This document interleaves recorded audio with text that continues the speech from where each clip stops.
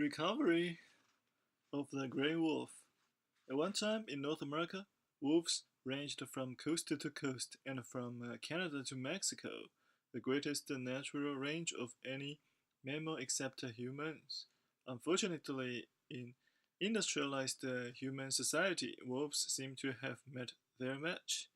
Gray wolves began declining in the American West around 1870. As westward moving settlers depleted the bison, deer, and elk that wolves preyed on. Wolves then turned to sheep and cattle as prey.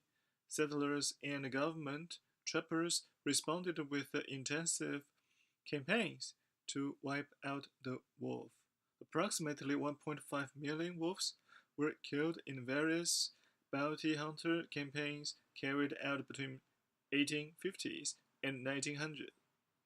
As recently as 1965, hunters were offered $20 to $50 for every wolf they could kill. Human incursions on their habitat and purposeful extermination campaigns had a devastating effect, except for a small number of wolves in Minnesota. Wolves were gone from the 48 states of the continental United States by the late 1920s.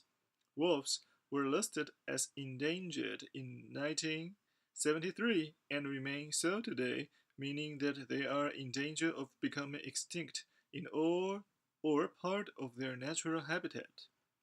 However, there are some hopeful signs of a recovery in the wolf population.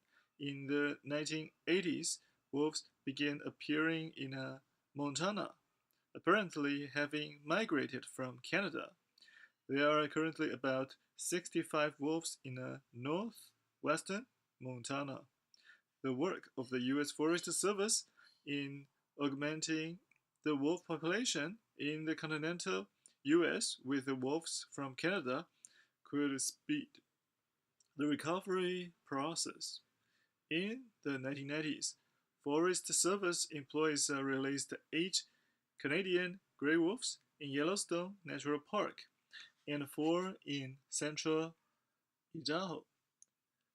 The goal was to have 10 breeding pairs and their young, about 100 wolves, in each of 3 recovery areas: northwest Montana, central Idaho, and the Yellowstone National Park area by the early 21st century.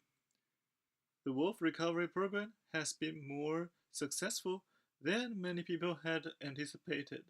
In 2003, a Forest Service survey determined that the gray wolf population had successfully settled into many of its new habitats.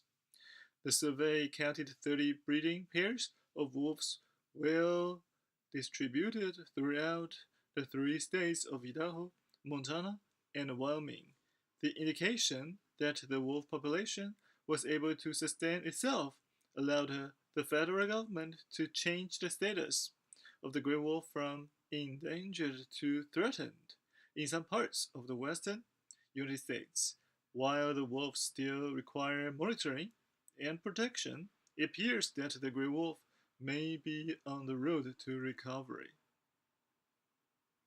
So there are 4 major factors of that. First is that humans had a devastating effect on habitat.